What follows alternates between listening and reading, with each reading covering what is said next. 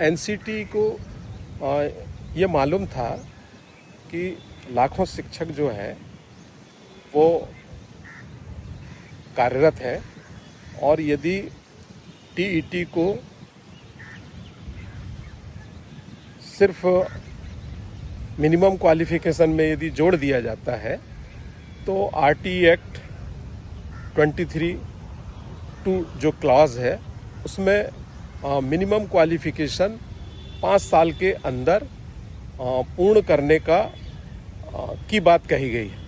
तो ऐसे में ये जो टीईटी है वो पहले से कार्यरत शिक्षकों पे भी लागू हो जाएगी।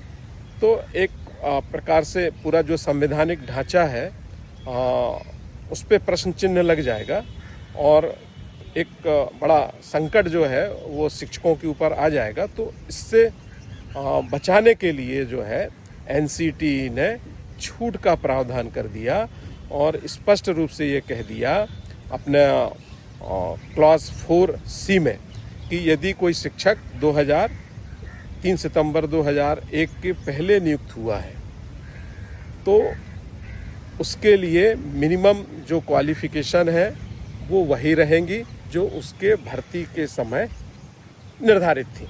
यानी उस समय सिर्फ मिनिमम एजुकेशनल क्वालिफिकेशन का उल्लेख था, यानी प्राइमरी टीचर है तो सिर्फ 12वीं उत्तीर्ण होना चाहिए, और मिडिल स्कूल का टीचर है तो स्नातक उत्तीर्ण होना चाहिए। तो वो योग्यता आज भी उन शिक्षकों के पास है, उसी के आधार पर नियुक्त हुए हैं। तो 3 सितंबर 2001 के पहले जितने भी नियुक्त हुए शिक्षक हैं उन पे टीईटी की बाध्यता नहीं है, यहाँ तक कि उन पर शिक्षक प्रशिक्षण योग्यता की भी बाध्यता बिल्कुल नहीं है स्पष्ट रूप से। इसी प्रकार उसका एनसीटी 23 अगस्त 2010 के क्लॉज 4A में ये कहा गया है कि 3 सितंबर 2001 के बाद जो नियुक्त हुए हैं, यानी 3 सितंबर 2001 के बाद से आरटीई एक्ट लागू होने के पहले तक, यानी 23 अगस्त 2010 के पहले तक जो नियुक्त हुए हैं उनके लिए जो न्यूनतम योग्यता है वही रहेगी जो एनसीटीई के विनियम 2001 में उल्लेखित है। अब एनसीटी विनियम 2001 में वही मिनिमम शैक्षणिक अर्हता और योग्यता और प्रोफेशनल योग्यता यानी बीएड की योग्यता जो है वो होना चाहिए ना, और टीईटी के लिए अनिवार्यता वहाँ पर नहीं है। तो 3 सितंबर 2001 के बाद जितने नियुक्त शिक्षक हैं आज की स्थिति में सब इन अर्हताओं को पूर्ण कर रहे हैं, तो इसलिए वो भी टीईटी की छूट से मुक्त हैं। अब एक और क्लॉज है उसमें 5 में ये कहा गया है कि यदि भर्ती प्रक्रिया आरटीई एक्ट के पहले से शुरू थी, विज्ञापन वगैरह निकला गया था और आदेश होने में समय लगा, और आरटीई एक्ट के बाद लागू होने के बाद यानी 23 अगस्त 2010 के बाद यदि उनके नियुक्ति पत्र जारी हुए हैं तो उनको भी एनसीटी विनियम 2001 की पात्रता यदि है तो उनको भी टीईटी से छूट रहेगी। तो इसमें हमारे वो गुरुजी साथी आते हैं जिनकी भर्ती प्रक्रिया बहुत पहले से चल रही थी, आरटीई एक्ट के पहले से चल रही थी, लेकिन बाद में फिर उनको जो है आरटीई एक्ट लागू होने के बाद उनको नियुक्ति पत्र मिले 2011 में, 2012 में, 2013 में और 2014 में, तो वो भी टीईटी की अनिवार्यता से मुक्त है। तो इस प्रकार जितने भी इन सर्विस टीचर्स हैं जो आरटीई एक्ट लागू होने के पहले से सेवा में है, और विशेष रूप से गुरुजी जो बाद में आए हैं संविदा शाला शिक्षक बने हैं, उन सबको टीईटी से छूट का बिल्कुल स्पष्ट प्रावधान है। तो यहाँ पर जो चूक हुई है वो यही हुई है कि माननीय सुप्रीम कोर्ट ने सिर्फ इस बात का ध्यान रखा है कि आरटीई एक्ट की जो क्लॉज है 23(2) में मिनिमम क्वालिफिकेशन लिखा है, और उन्होंने जो है उस छूट वाले प्रावधान को, जबकि उन्होंने अपने निर्णय के पैरा 62 में और 168 में उसका उल्लेख भी किया है। उसका उल्लेख करने के बाद विशेष रूप से 168 में स्पष्ट उल्लेख भी किया है कि छूट का प्रावधान है, लेकिन उसके बारे में यस या नो कुछ नहीं कहा। और जब अपना जजमेंट उन्होंने पैरा 217 में दिया तो उसका कोई उल्लेख उन्होंने नहीं किया। तो इस प्रकार एक बड़ी चूक जो है वो हुई है। कुल मिला के बात सिर्फ ये है कि जब आरटीई एक्ट लाया गया तो उस समय आरटीई एक्ट कब आया? अप्रैल 2009 में। टीईटी कब आया? 23 अगस्त 2010 में। तो आरटीई एक्ट तो पहले आ गया, उस समय टीईटी का तो कोई प्रावधान था ही नहीं। और पहले से जो नियम थे 2001 के जो नियम थे उसमें शिक्षक प्रशिक्षण को अनिवार्य किया गया था। तो जो लेजिस्लेटिव इंटेक्ट रहा है, जो विधायिका की जो मंशा रही है आरटी एक्ट लाते समय, वो सिर्फ शिक्षकों में शिक्षक प्रशिक्षण योग्यता को अनिवार्य करना रहा है।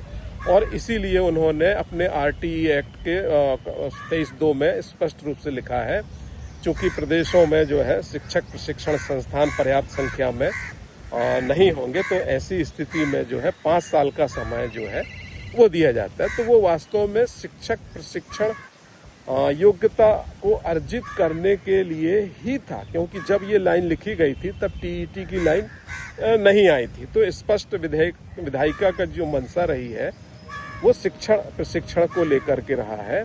और बाद में 2017 में जब ये देखा गया कि बहुत सारे राज्य जो है इस लक्ष्य को जो है पूरा नहीं कर पाए हैं, बहुत सारे शिक्षक जो है शिक्षक प्रशिक्षण योग्यता को प्राप्त नहीं कर पाए गए हैं, और राज्यों ने जो पत्र लिखा है, और जब ये इसका संशोधन विधेयक आया था तो हमारे उस समय के केंद्रीय शिक्षा मंत्री, मानव संसाधन विकास मंत्री श्री प्रकाश जावड़ेकर ने अपने स्टेटमेंट में स्पष्ट रूप से कहा है कि हम ये जो शिक्षक प्रशिक्षण की जो योग्यता शिक्षकों को अर्जित करना था वो नहीं कर पाए हैं, तो उसके लिए हम जो है वो 4 साल की अवधि और बढ़ा रहे हैं। तो वहाँ पर भी 4 साल की जो अवधि बढ़ाई थी वो टीईटी के लिए नहीं बढ़ाई थी, बल्कि शिक्षक प्रशिक्षण योग्यता जो प्राप्त नहीं कर पा रहे हैं उनके लिए बढ़ाई गई थी। तो यहाँ पर विधायिका का बहुत स्पष्ट मंशा रही है कि शिक्षक प्रशिक्षण जो योग्यता है वो 2009 तक सारे शिक्षक उसको प्राप्त कर लें, और निश्चित रूप से आरटी एक्ट आने के बाद 23 अगस्त 2010 के बाद विशेष रूप से एनसीटी ने जो गाइडलाइन टीईटी की जारी की है 11 फरवरी 2011 सारे राज्यों को पत्र लिख करके टीईटी अनिवार्य किया, उसके बाद से टीईटी अनिवार्य है। तो इस प्रकार बहुत स्पष्ट हो रहा है कि टीईटी जो है वो आदेश जो है जो एनसीटी ने किया है बहुत सोच समझ के किया है, उसको रिट्रोस्पेक्टिव नहीं होने दिया, प्रोस्पेक्टिव ही रखा है। बिल्कुल स्पष्ट है कि टीईटी कहीं से भी रिट्रोस्पेक्टिव नहीं है, प्रोस्पेक्टिव है। छूटों का उल्लेख करना ये दर्शाता है कि वो रिट्रोस्पेक्टिव बिल्कुल भी नहीं है। उन्हें पूरा ध्यान रखा है शिक्षकों का कि ये जो कार्यरत शिक्षक है उन पर ये भूतलक्षी प्रभाव से लागू ना होने पाए, इसीलिए छूट का प्रावधान रखा है। और माननीय सुप्रीम कोर्ट ने उस छूट पर कोई ध्यान न देते हुए पूरे टीईटी को जो है वो रिट्रोस्पेक्टिव बना दिया है। तो रिट्रोस्पेक्टिव अपने आप में ये असंवैधानिक निर्णय है। तो इस प्रकार हम माननीय सुप्रीम कोर्ट में ये स्पष्ट रूप से अपनी बात को ये सिद्ध कर रहे हैं कि जो आरटी एक्ट की मंशा है ना, जब टीईटी का प्रावधान आया ही नहीं था उस समय जब 5 साल की जो छूट दी गई, बहुत ध्यान देने वाली एक बात है कि जब टीईटी की कल्पना की ही नहीं गई थी, और उस समय आरटी एक्ट में 23(2) में ये लिख दिया गया था कि 5 साल के अंदर न्यूनतम योग्यता अर्जित करना है। तो न्यूनतम योग्यता में उस समय सिर्फ शैक्षणिक योग्यता और व्यावसायिक योग्यता यानी डीएड बीएड ही था। तो ये जो वहाँ जो लाइन लिखी गई है 5 साल का जो समय दिया गया था वो टीईटी के लिए बिल्कुल भी नहीं दिया गया था। टीईटी का उल्लेख 23 अगस्त 2010 को कॉन्सेप्ट एनसीटी लेकर के आया और एनसीटी ने यहाँ पर बहुत ही विवेक से काम लिया। उसे ये पता था कि एक ये नया प्रावधान अभी तक जो नहीं रहा, नया प्रावधान वो टीईटी का जोड़ने जा रहा है। लेकिन चूंकि आरटीई एक्ट में लिखा है कि 5 साल का समय दिया जाता है पहले से कार्यरत शिक्षकों को न्यूनतम योग्यता प्राप्त करने के लिए, और यहाँ यदि एनसीटी न्यूनतम योग्यता में टीईटी को जोड़ता है तो टीईटी जो है वो भूतलक्षी प्रभाव से हो जाएगा। तो बहुत ही अब चूंकि एनसीटी को पावर नहीं है कि आरटीई एक्ट में वो संशोधन कर सके। यदि पावर होता तो वहाँ पर जो पूर्व से कार्यरत शिक्षकों के लिए न्यूनतम अर्हता प्राप्त करने के लिए जो छूट 5 साल की दी गई थी वहाँ वो सुधार कर देते कि ये टीईटी जो है पूर्व से कार्यरत शिक्षकों पर लागू नहीं होगा। लेकिन वो एनसीटी को पावर नहीं होने के कारण उन्होंने ये रास्ता निकाला और अपने 23 अगस्त 2010 के नोटिफिकेशन में टीईटी से पूर्व से कार्यरत शिक्षकों को मुक्त कर दिया अपने क्लॉज 4A से 4C से और 5 से कि कोई भी शिक्षक जो इसकी जद में ना आए।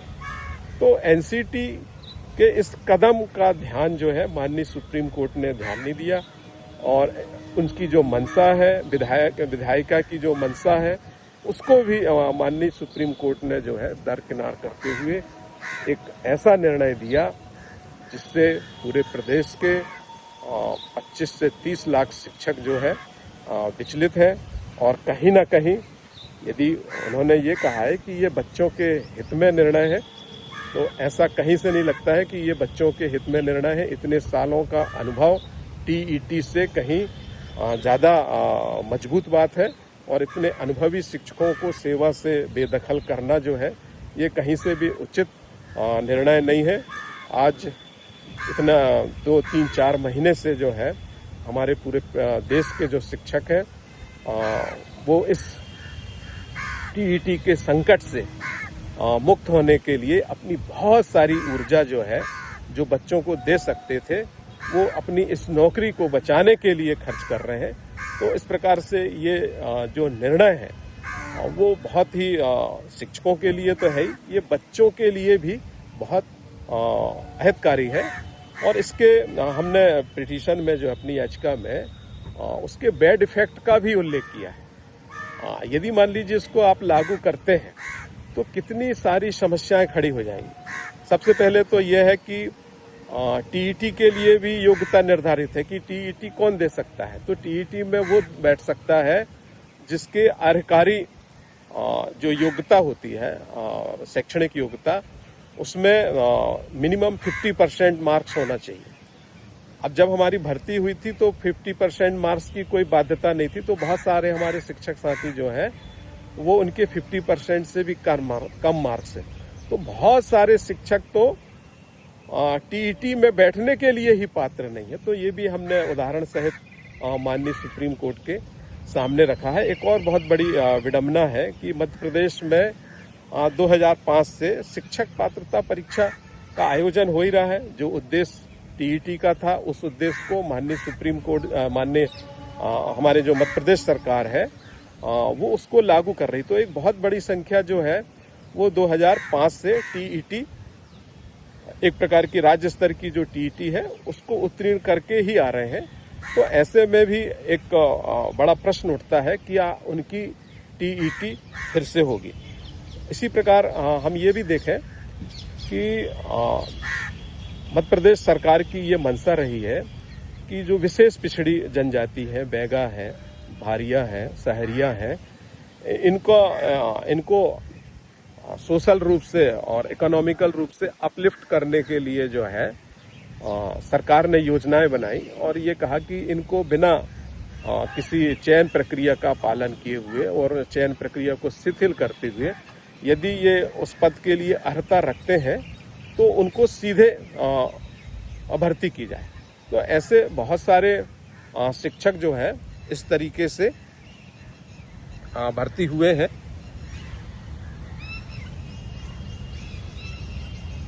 तो अब जब उनकी भर्ती छूट के आधार पे हुई है, तो यदि आप उनकी टीईटी लेंगे तो उनके लिए जो है वो पास करना जो है एक कठिन है, और फिर वो सेवा से बाहर होंगे। तो भर्ती के समय जो उद्देश्य सरकार का था, फिर उस उद्देश्य पे एक बड़ा प्रश्न चिन्ह लग रहा है। तो ये भी एक बहुत बड़ी समस्या है, और विशेष रूप से हमारे ट्राइबल क्षेत्र में, दूरस्थ क्षेत्रों में, ग्रामीण क्षेत्रों में, पहाड़ी क्षेत्रों में जो स्थानीय शिक्षक काम कर रहे हैं, उनके एक अनुभव और उनकी जो भाषा बोली के साथ जो बच्चे मिक्सअप होते हैं, उन शिक्षकों को यदि सेवा से मुक्त करेंगे तो ये भी शिक्षा के लिए ऐसी बहुत अच्छी बात नहीं होगी। तो ऐसे और भी बहुत सारे ग्राउंड्स को लेकर के और उनके प्रूफ सहित हमारे बहुत सारे शिक्षक साथी जो हैं, उनको मालूम है कि अभी हमारी जो सेवाएं हैं 10 साल बाकी हैं, 15 साल बाकी हैं। तो उसको ध्यान में रख करके उन्होंने लोन जो है मकान बनाने के लिए बड़ा लोन भी लिया हुआ है, और कई हजार रुपए की मासिक किस्त जो है उसका वो भुगतान कर रहे हैं। तो इन सब के सामने भी एक बड़ी समस्या आ जाएगी। तो इन सारी बातों का उल्लेख हमने अपनी रिव्यू पिटीशन में किया है। ये भी बताया है कि मध्य प्रदेश में जो शिक्षक 90% जो शिक्षक हैं उनको टर्मिनल बेनिफिट्स जो है वो नाम मात्र का है। अब माननीय सुप्रीम कोर्ट ने अपने निर्णय में ये कहा है कि जो सेवा निवृत्ति जिनको दी जाएगी तो उनको अनिवार्य सेवा निवृत्ति दी जाएगी, और जो टर्मिनल बेनिफिट्स मिलते हैं, ऐसा कह के उन्होंने एक प्रकार के इस दंड को जो है डाइल्यूट किया है। लेकिन मध्य प्रदेश में ऐसा नहीं है। यहाँ पर 90% शिक्षकों के साथ वही समस्या आ जाएगी कि उनका टर्मिनल बेनिफिट ना के बराबर है, और उनका भरण पोषण जो है, जीवन जो है वो निश्चित रूप से संकट में आएगा। इन तमाम बातों का उल्लेख करते हुए हमने अपनी याचिका में इस चीज़ का उल्लेख किया है, और मैं यह वीडियो उन सभी साथियों के लिए भी शेयर कर रहा हूं जिन्होंने इस टीईटी की लड़ाई में, न्यायालय में लड़ाई लड़ रहे हैं, रिव्यू याचिका लगाई गई है। मैं उन सभी से आग्रह करता हूं कि वे तत्काल अपने अधिवक्ता से संपर्क करें और इन महत्वपूर्ण तथ्यों को उनके सामने रखें। तो सब मिल करके इस महत्वपूर्ण तथ्य को बहुत वजनदारी के साथ माननीय सुप्रीम कोर्ट के समक्ष रखें, और तो निश्चित रूप से माननीय सुप्रीम कोर्ट के द्वारा जो चूक हुई है उस पे उनके द्वारा बिल्कुल पुनर्विचार किया जाएगा, और इस प्रकार पूरे देश के 25 से 30 लाख शिक्षकों को जो है टीईटी से मुक्ति मिलेगी। धन्यवाद।